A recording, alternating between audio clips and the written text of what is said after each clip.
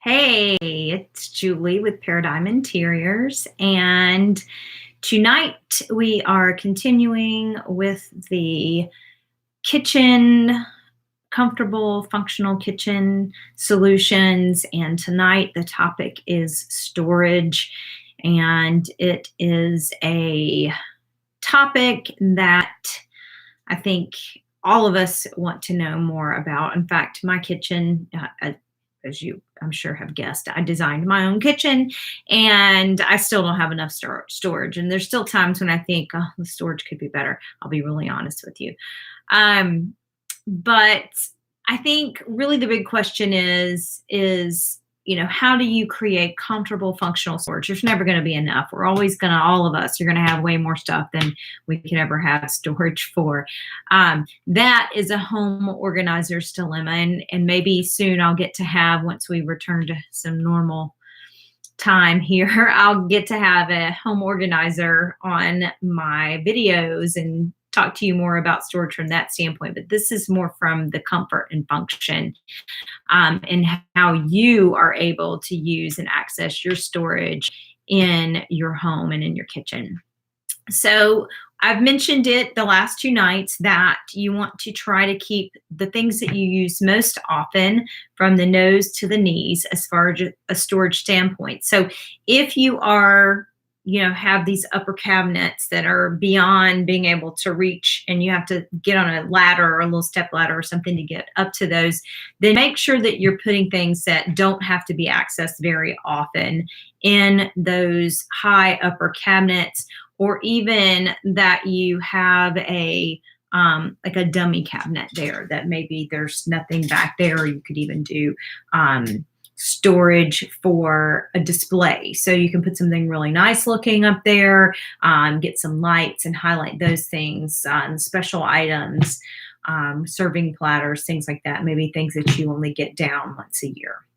So that is the upper, beyond the nose up. From the nose to the knees, think about storing things that you use very often. Think about using drawer storage or pull-out storage is also great. So if you have a pantry, the pantries that pull all the way out, or the pantries even that open this way and then have shelves that pull out. So those are really great. But again, those will still go below the knees. So make sure that the things that you are keeping on those bottom shelves are light and things that you may not use very often, or foods that are things that you might not use on a regular basis, maybe once a month or something like that. Dry goods, canned goods, things like that.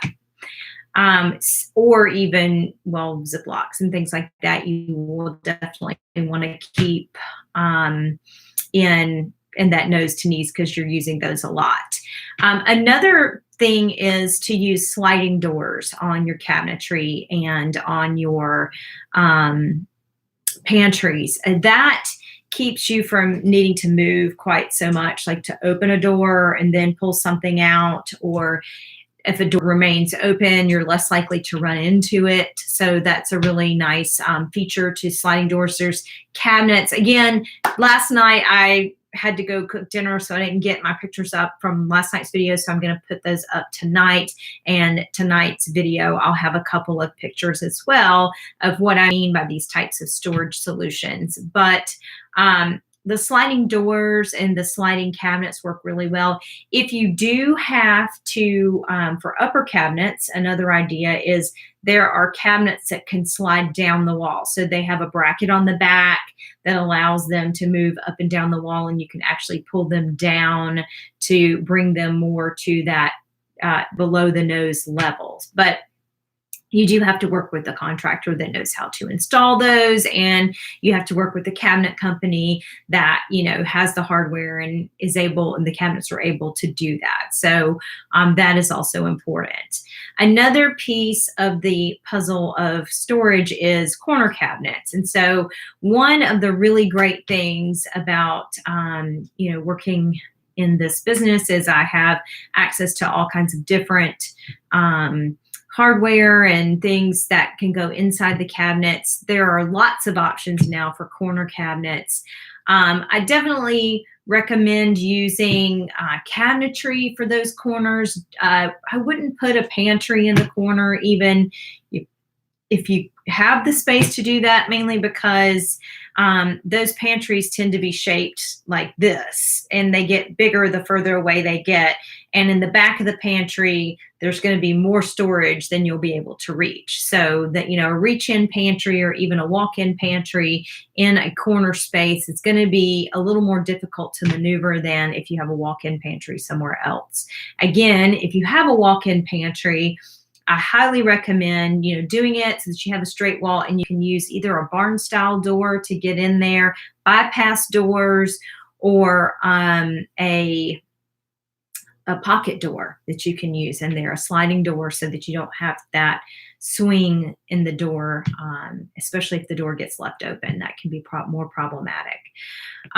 So what are some other storage solutions? Pots and pans, keeping those as close to your oven and your cooktop as possible. So instead of doing a door cabinet underneath a cooktop, you can do drawers, and in those drawers, the top one, you can store pots and pans.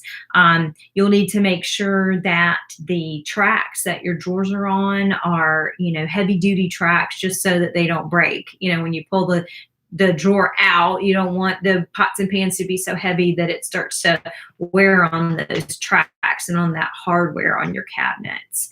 And then in the bottom drawer, I would recommend, storing light things that you don't use very often. So one of the things that I personally like to store in that bottom drawer is baking supplies. And unless you're a baker and you spend a lot of time baking in your kitchen, you probably don't get out your cake pans and your muffin pans and, your silicone sheets and your, the tube thing that squirts. You probably don't access all that, or your mixer even. I don't use those things very often at all. I think probably once a month or so. Now my daughter, who is the baker in our house, she has a standing mixer, and I'm not even sure she's used it that much. So those types of things, those baking pans, things that are really light that you're only using every couple of months, those are things that would be better for those lower drawers. If you have any questions about storage, please let me know. I'm going to share some images with you of some storage solutions and possible things that you can do in your kitchen to make it comfortable and functional from a storage standpoint. And if you, again, would love to hear from you if you have questions or comments. And if you enjoyed this video, make sure that you share it on Facebook. And if you think there's somebody who would benefit from what I've been talking about here, then don't just share it, but tag that person in it. And that is all for tonight. I hope you enjoyed it, and I will see you next Tuesday as we continue this conversation about comfortable and functional kitchens. On Tuesday, we're going to talk about lighting, and I'm going to be talking about that storage again when we talk about lighting and how lighting can help improve your storage. Have a good evening. See you Tuesday.